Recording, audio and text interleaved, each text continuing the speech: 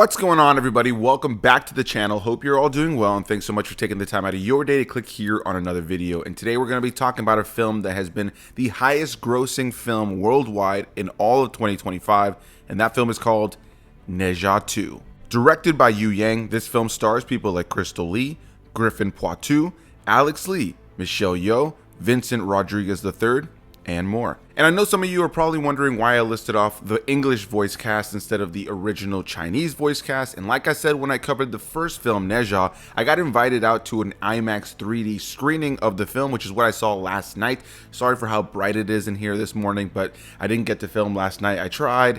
It was a bit of a headache. I had some issues, let's just say some issues, but yeah, it's a little brighter in here than I would like it to be right now. But with all that said, last night I came home from an early IMAX 3D screening of A24's re-release of the film here in the States with an English voice cast. So in order to have some sort of consistency, I did watch both the first film and the second film in English with the intention to watch them both in Chinese down the line. But here we are talking about Ne Zha II, the film that's been the global phenomenon this year with nearly $2 billion at the global box office, with most of that solely coming from the Asian market. So I was incredibly excited to finally check out the film. I saw the first Ne Zha a few days ago, really enjoyed it. I did a review here on the channel for those of you who are interested.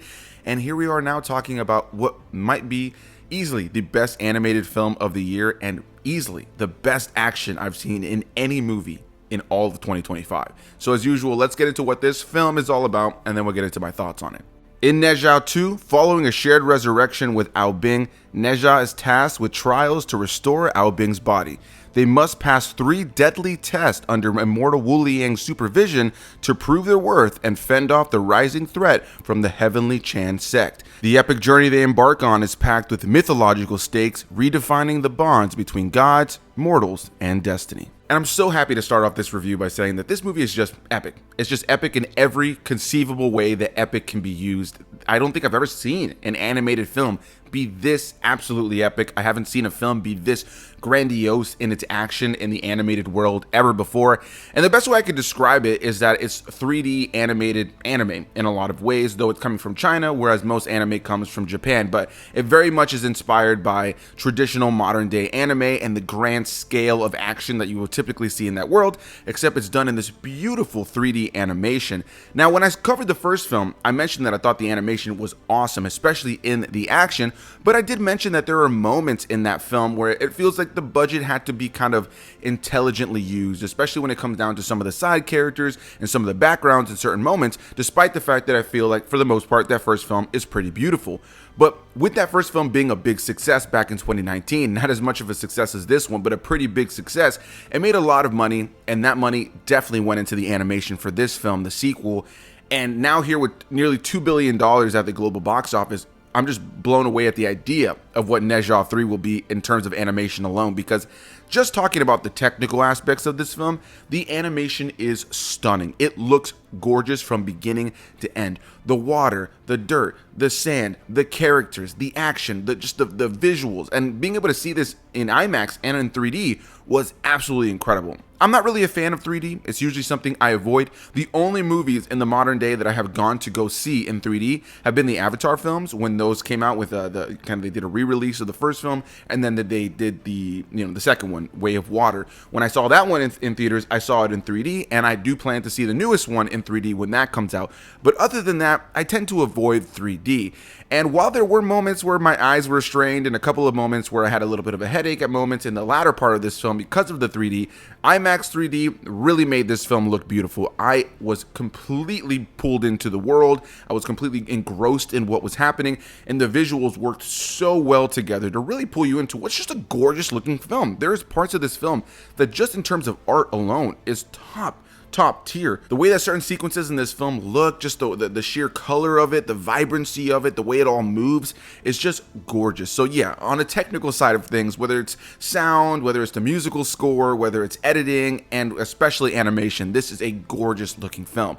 Now, one thing to know going into this film is that A24 is re-releasing it here in the States. It did have a limited theatrical Chinese run earlier in the year that I did miss, partially because I hadn't seen the original and also because I didn't get around to seeing it in that that limited theatrical release, but here we are now talking about its A24 re-release, and for the most part, it does bring back cast members from the voice cast who did the English voice dub for the first film, but there are some pretty noticeable changes. While you do have people like Aleks returning to play Ao Bing, as well as Vincent Rodriguez III playing Li Jing, you do have some new faces like Crystal Lee replacing Jordan Cole as the main character of Ne Zha. You also have Michelle Yeoh replacing Stephanie Sheh as Lady Yin, and you have Rick Zieff replacing Mike Pollock as Tai Yi. And so for the most part, I think the new cast does a good job. In terms of the ones that were a little bit easier to digest, I do think that the new actors for Tai Yi and for Ne Zha were really solid. I thought they did a really good job. I thought that they, for the most part, slipped right into the roles. There are moments where Ne Zha does sound very different than he does in the first film because you have a different voice actor, but I think for the most part, they did a good job of slipping into it, and as the movie plays out, you're not really thinking about it. I think the character of Tai Yi is the one that probably sounds the most like the same voice actor from the last film, but when it comes down to Michelle Yeoh, that was one of the things they boasted about this new English voice cast for this re-release, and I love Michelle Yeoh. I think she's an incredible actress, and she's gotten so much love in the last few years for some of the roles that she's been in. I won't lie, I was a little hit or miss on her in this film. I think there are moments where she gives what Michelle Yeoh is known for, especially in the latter half of the film, but there were moments that felt very much like she was voice acting in a way that she wasn't comfortable with. I don't know what it really was. There were just a couple of moments where it felt like she was kind of forcing the voice acting and less so just acting. Wait! Before you leave, will you give your mama one last big hug? Oh, come on, don't watch it. And I'm curious to see what people think about that, because Michelle Yeoh is somebody I have a lot of respect for as an actress, and so I was really excited to see that she was part of the voice cast here, especially since I wasn't really crazy about Ne Zha's mom in the last movie. I thought there were really cute, nice moments between the two characters, but I felt like her character was a big part of why he was kind of held back in certain places, and you can understand why as a mother, but I feel like in this film there are some really big key moments that they give her, and there were moments where I struggled to connect to it as deeply, I think because of Michelle Yeoh's voice acting. I don't know what it was. I don't know if it was the dialogue she was given, how she was directed to play the character. I don't know, but there was something about it that just felt a little bit off and didn't really feel at the same level that I would expect from Michelle Yeoh, despite the fact that I do think there are some really great moments between Michelle Yeoh and Ne Zha in the latter half of the film. Just the relationship between Ne Zha and his parents, I think, is really handled well in the last hour of Ne Zha II. Very well. I really like how they handled it, and I think that's where Michelle Yeoh is able to shine the most. Now, in terms of story, this movie does a bigger, and I'm glad to say, better story. The first film in a lot of ways was a traditional finding yourself story. You have a character who is born a demon, and he doesn't know he's born a demon, but everybody else knows that he's born a demon. So immediately they don't really want to associate themselves with him. They're kind of wanting to stay away from him. And it's a film that's about destiny. It's about kind of being like, hey, this is what I was born, this is what I was fated to do, this is what I was destined to do, but I don't want to do that. I'm going to prove that that's not what I am. And not only for the character of Ne Zha, but for Ao Bing. They're two, sides of the same coin, and I think that this film really tackled that element again about destiny, about fate. But the first film in a lot of ways was a pretty straightforward story about just fighting against what people expect you to already be. This film is far larger in terms of its narrative depth and some of the elements that I do think gets a little convoluted at times, but they definitely go for bigger, whether it's with the fantasy elements, the folklore elements, just all the various characters that we're introduced to in this film. I do think there are moments where there are a handful of side characters that I think could have been handled a little bit better, some characters that I think could have been expanded upon a little bit better, a couple of story beats that I think could have been fleshed out a little bit better, and a couple of reveals that I do feel are a little bit abrupt in the story. But despite those criticisms, this is just a fun movie to watch. It was just engaging from beginning to end. The characters were likable. There were great moments of humor. It had that Asian cinema cheese to it too. There is that goofiness that sometimes comes from whether it's Japanese anime or sometimes Chinese cinema or Korean dramas. There is a little bit of that Asian cheese to their stuff that I really enjoy, and this film definitely had that from time to time. And I think those moments sometimes made some of the humor a little hit or miss, but for the most part, there were some great moments of humor in this film. The characters are incredibly likable. They do a great job of expanding on Ne Zha and Ao Bing's relationship a lot more. That was a criticism I had of the first film, that I felt like while I really enjoyed those two characters, especially in the latter part of the film, their relationship kind of blossomed pretty quickly. And I think this film challenges that friendship. They have a lot that they have to go through, because they're in the same body throughout the majority of the film. You have Ne Zha and Ao Bing sharing a body and trying to find a way to restore Ao Bing's body, and so they kind of have to work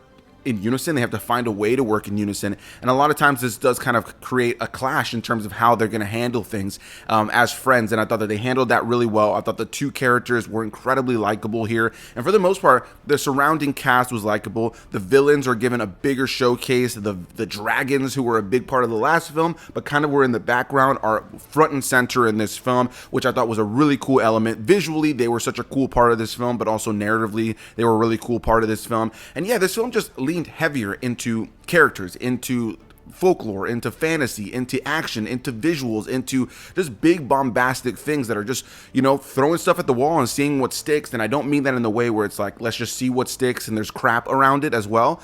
But I think for the most part, despite a couple of grievances, this is a near flawless animated action fantasy film that just knows what it is, has fun with it, has heart, has charm, has a great musical score, has beautiful animation. And honestly, the final hour of this film, I mean, there's incredible action from the beginning of this film to the very end. The movie picks up right after the last one, so you do need to watch Ne Zha 1 before you watch Ne Zha 2, but it picks up from the last one, gets going immediately with some crazy action pretty early on in the film. I mean, this movie does not take time to really set things up for you. It has a story that's set up and it gets going, but it is action from beginning to end. But that last hour of this film is just off the wall, crazy action, non-stop from beginning to end, with some really great story elements at the center of it all. There is some great iconography that I can see down the line is going to just be iconic. There's going to be visuals of this film that people are going to want to have as their wallpaper on their computer screens for years. There are visuals of this film that make me want to go watch the film again right now. There's so much to this film that is just a feast for the eyes, and there's just elements of this film that really tug on the heartstrings as well and got me more and more invested in these characters, and I want Ne Zha 3 right now. So yeah, that's gonna be my thoughts on Ne Zha 2, guys, and I totally get why this film is such a huge phenomenon in Asia right now. I can totally understand why so many people are loving it, and I hope American audiences give it a bigger chance to check it out when it hits theaters now with A24's re-release. I hope people go and check out the first film and go check out Ne Zha 2 in theaters, because this for me is one of those films that has completely squashed all of the competition in terms of animated films from America or from other, you know, countries in general. Like, I haven't seen an animated film on this level, I think, in years, in terms of just the scale of it all. And I just really appreciate that they just went for it, that the creators have a vision for this film, have a vision for these characters, and are not worried and not scared to kind of just go for it and really expand upon it. And I think with the big money that this film has made, the potential for what Ne Zha 3 can be as a fantasy film, as an animated film, as a film that kids and adults can enjoy, as a franchise that has really good themes but has these crazy big over-the-top ideas, I really think this could be easily one of the most popular first set of films down the line at some point. So that's going to be my thoughts on Ne Zha 2. Definitely want to hear what you guys have to say down below. So hit that like button, comment your thoughts, subscribe for more videos, and I'll see you guys in the next one. Bye-bye.